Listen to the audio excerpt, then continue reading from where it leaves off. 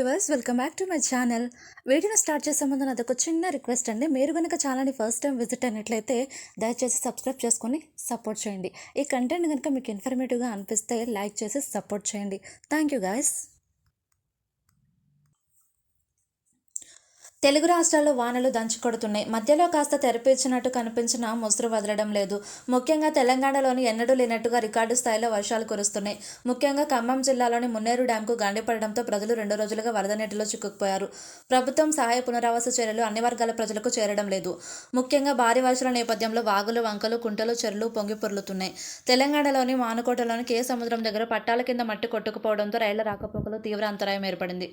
మరోవైపు హైదరాబాద్ విజయవాడ రహదారిపై కూడా వరద పోటెత్తడంతో ఒకరోజు ఈ మార్గంలో రాకపోకల అంతరాయం కలిగింది. అధికారులు వెంటనే యుద్ధ ప్రతిపాదకన చర్యలు చేపడుతున్నారు. ముఖ్యంగా హైదరాబాద్లో భారీ వర్షాలు పడినా పెద్దగా వరద ముప్పు ఏర్పడలేదు.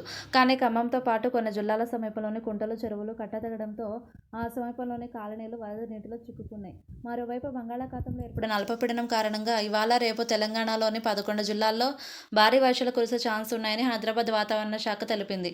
అంతేకాదు 11 జిల్లాలకు రెడ్ అలర్ట్ జారీ చేసింది. తెలంగాణ మిగిలిన జిల్లాలకు ఆరెంజ్ అలర్ట్ జారీ చేసింది.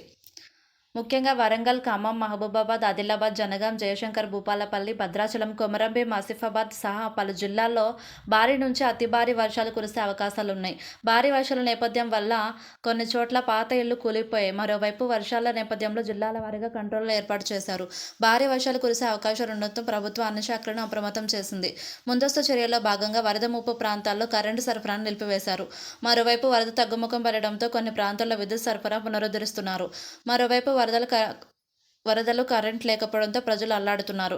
అంతేకాదు వరదల నేపథ్యంలో తాగునీరు లేక ప్రజలు అల్లాడుతున్నారు. తెలంగాణ సీఎస్ శాంతికుమారి అన్ని జిల్లాల కలెక్టర్లు, ఎస్పీలతో వీడియో కాన్ఫరెన్స్ నిర్వహించారు.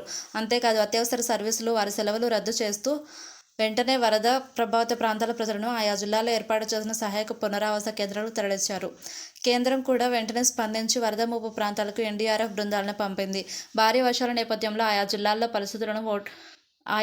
జిల్లాల్లో స్కూళ్ల పరిస్థితులను బట్టి స్కూళ్లు, కాలేజీలు సెలవులకు ప్రకటించారు కలెక్టర్లు. ప్రత్యేక ఆదేశాలు జారీ చేస్తున్నట్టు సమాచారం.